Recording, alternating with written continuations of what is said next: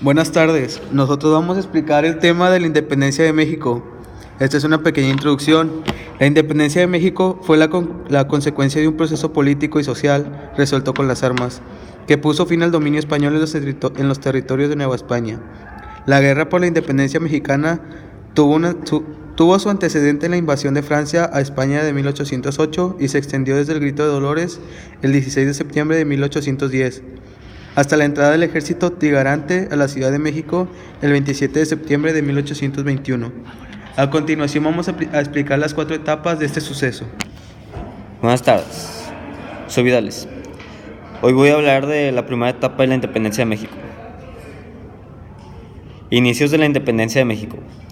El principio de este trayecto emancipador se caracterizó muchísimo por ser completamente desorganizado y por ende improvisado, ya que no contaba con objetivos claros sobre el motivo de la lucha.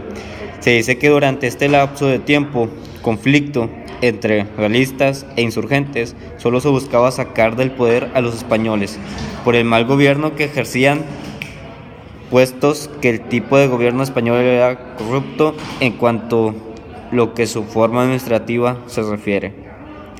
Daba muy mal trato a los nativos, a las personas de color y estableció limitantes culturales en el país. A esta fase se le llegó a conocer también como la etapa de Hidalgo, por motivo que en la zona rural del país donde se llevó a cabo o tuvo lugar la primera rebelión, así como el primer movimiento armado revolucionario, fue capitaneado principalmente por el cura Miguel Hidalgo. Además, era él quien se encargaba de motivar por medio de sus discursos al pueblo obstinados a la rebelión. Por otra parte, podemos decir que la involucración de Hidalgo marcó el principio de los movimientos independentistas y su muerte el final de esta etapa, ya que ésta se da por concluida cuando el líder mencionado y otros de sus ayudantes son fusilados el 30 de julio del año de 1811. Buenas tardes, soy Villegas. Voy a hablar de la etapa 2 de la independencia, que es la organización y la definición de la independencia. Este periodo también fue identificado por el nombre de su líder o capitán. Se trata de la etapa de Morelos, la cual comenzó inmediatamente después de la muerte del cura Miguel Hidalgo, en julio del año 1811. La protagonización del militar insurrecto José María Morelos durante este periodo fue bastante importante, ya que durante este tiempo se definieron y fijaron con mayor claridad cuáles serían los objetivos del alzamiento independentista. De hecho, quedó tan claro cuál sería el propósito de la lucha en los aspectos sociopolíticos, que es algo que se puede constatar al leer el documento llamado Sentimientos de la Nación, escrito precisamente por José Morelos y de fecha 14 de septiembre del año 1813.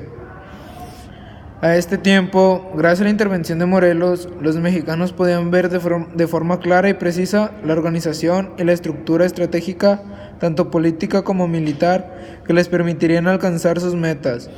Los caudillos revolucionarios establecieron la llamada Suprema Junta Nacional Americana, que llegó a estar dirigida por José Ignacio Antonio López Rayón, además de la creación del Congreso de Anáhuac.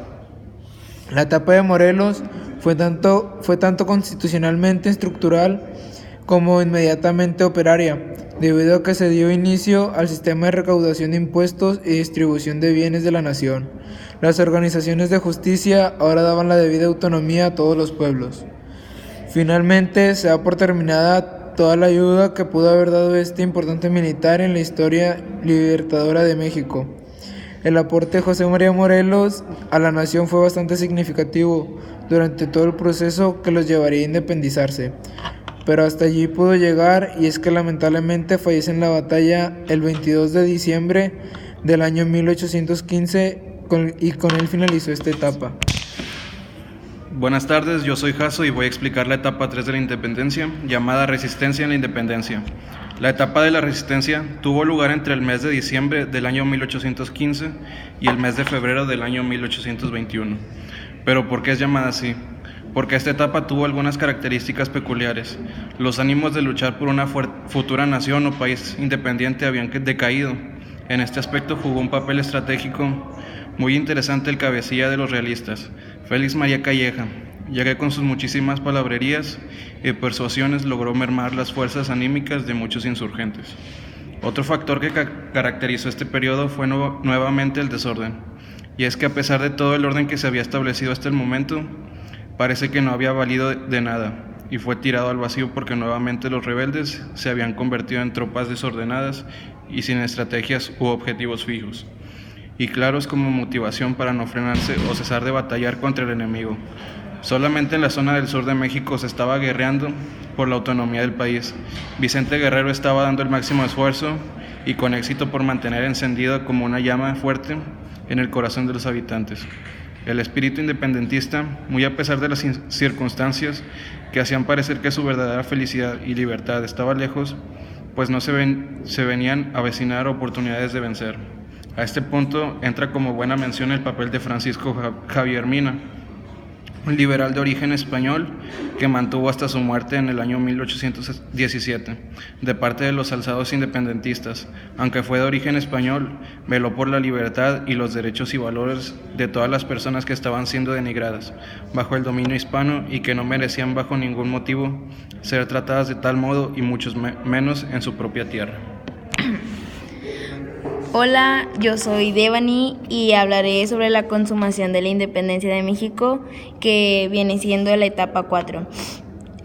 La conclusión de las etapas acontece durante el periodo comprendido del 24 de febrero del año de 1821, inicialmente con el Tratado de Córdoba y luego con la firma del Plan de Iguala o también Plan de Independencia de la América Septentrional, documento meramente político en donde quedó plasmado de forma escrita y pública que la Nueva España había llegado a ser ahora un país completamente soberano e independiente y cuyo objetivo que fue fijar 4 objetivos principales y fundamentales, a saber, la independencia de México, la permanencia monárquica con Fernando VII u otro integrante de la corona de España.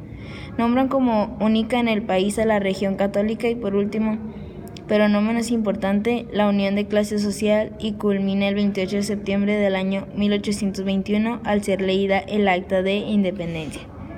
¿Cómo se llegó a la escritura y firma? Los antecedentes indican que fue un acuerdo pactado entre el coronel Agustín de Iturbide y su presa, la que no pudo capturar y someter por su firme y perseverante resistencia. El militar y político Vicente Ramón Guerrero Saldaña, con la firma del Plan de Iguala, se lograría la dominación de las fuerzas realistas y con ello el máximo objetivo, la meta más buscada y lograda por medio de un acta protocolaria y formal. El día 28 de septiembre del año 1821, la independencia. De esta forma, se dio por concluida la emancipación de México y todas las metas y propósitos que fueron establecidos por José María Morelos, pero circunstancias que prontamente darían origen a una gran cantidad de conflictos que serían evidenciados por esta nueva república en el periodo del año 1821 a 1876. Hola, soy Gustavo y voy a hablar sobre la continuación de la etapa 4. La potencia que fue mostrada por los nativos que vivieron bajo la fuerte ofensiva realista, en unión a la conocida Constitución de Cádiz, que era liberal y que debió ser aprobada por Fernando VII, hizo presión sobre las autoridades que eran también realistas para acordar la liberación monárquica con los aztecas. La nueva jurisdicción del país mantuvo la forma privilegiada a los militares y líderes religiosos, pero también le estaban dando con eso a los habitantes, o lo que es lo mismo, al pueblo, la libertad y el poder de desempeñar sus correspondientes sistemas constitucionales. Sin embargo, como ya mencionamos, los años que siguieron a la tan aclamada independencia fueron conflictivos y llenos de crisis de todo tipo, económica, política y militar, porque fueron la nación que tuvo periodos de gobiernos muy cambiantes, tenían deudas con los países que los apoyaron y costearon varias de sus luchas, como Francia, así como otros factores que contribuyeron a México, comenzaron siendo un país bastante inestable. Bueno, la independencia de México, en conclusión, puedo mencionar que es un hecho que marcó el destino de nuestra nación y fueron los crecimientos para conseguir una nación libre, soberana e independiente. El legado de los héroes que lucharon por nuestra patria, estos tres de la independencia, Hidalgo, Morelos y Guerrero, y en especial el pueblo en aquella época nos regaló y libertad de ser el pueblo independiente, y si esto no se hubiera pasado en esa época, no seríamos libres como nación. Es otro de los puntos a destacar en esta conclusión. Son merecedores de un gran respeto y deberán ser recordados por siempre. La independencia de México forjó el presidente que ahora tenemos. Quizá no sea perfecto, pero sí es aceptable.